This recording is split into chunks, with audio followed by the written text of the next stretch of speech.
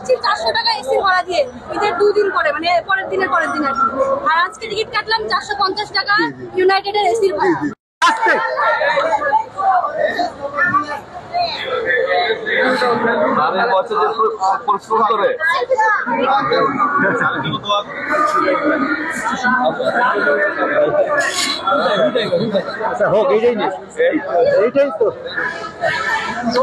বলছিলাম যে মানুষের বাড়ি ফেরাকে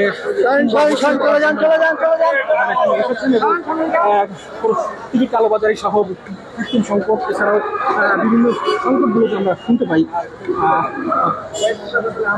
এদের বাড়ি ফেরার সময়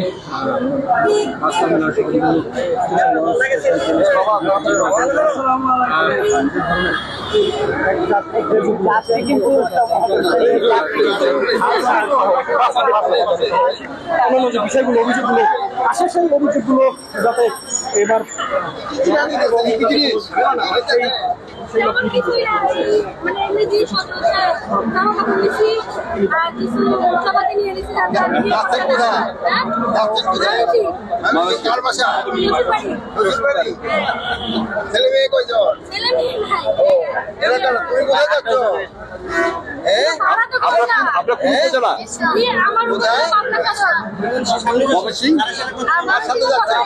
শহরে গত রোজারিতে আসছি, এসি বাসে ভাড়া ছিল 400, আজকে দেখি 450 করে, তাহলে ভাড়া কমলো কিভাবে? না না, এটা চার্টার ভাড়াই,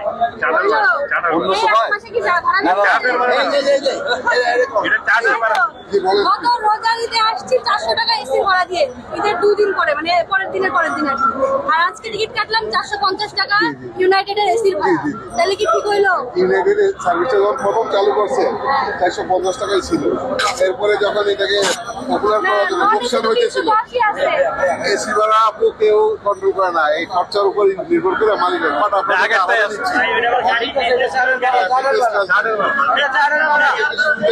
আগে 50 টাকা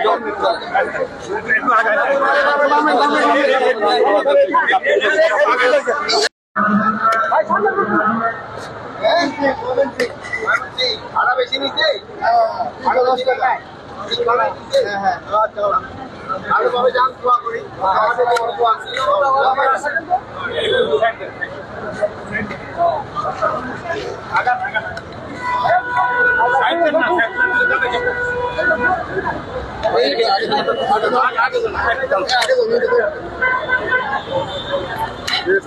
স্পেস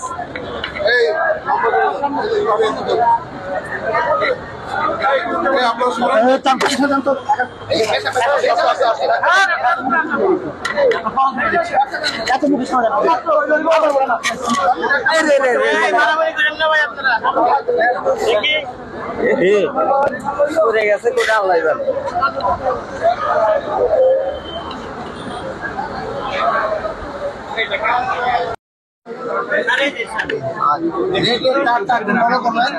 যেন সবাই দেখতে পারে।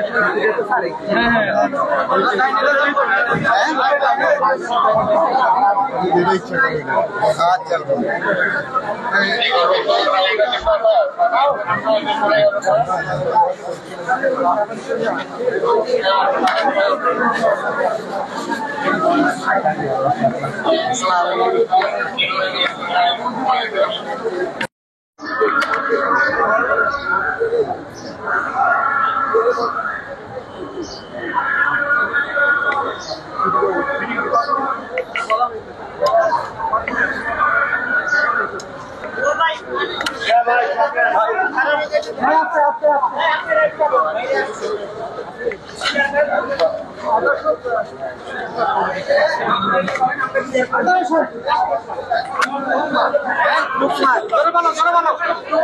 এখানে ঘুরে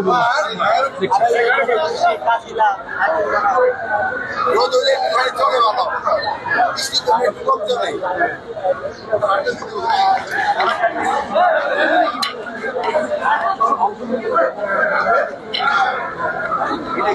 এটা দিয়েছি।